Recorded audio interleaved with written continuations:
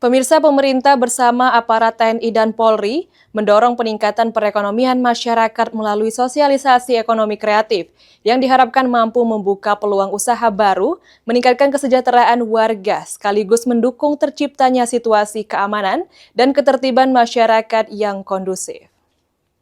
Beliau hadir, Babik Sah. Dalam sosialisasi, masyarakat diberikan pemahaman mengenai pentingnya mengembangkan potensi ekonomi kreatif berbasis sumber daya lokal, agar mampu meningkatkan pendapatan dan menciptakan peluang usaha baru. Peningkatan aktivitas ekonomi masyarakat diharapkan mampu mendorong kesejahteraan, sekaligus memperkuat stabilitas keamanan lingkungan.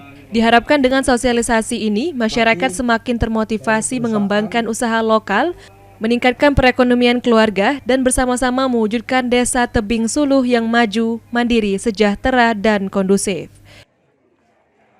Lebih menekankan kepada bahan baku kearifan lokal yang ada di wilayah desa ini. Jembatan bagi kami masyarakat Tebing Suluh untuk meningkatkan perekonomian Pak masyarakat. Karena selama ini keluhan masyarakat tentang perekonomian sangat minus Pak. Deklarasi. Tim Liputan, PAL TV. Aparat TNI, Polri,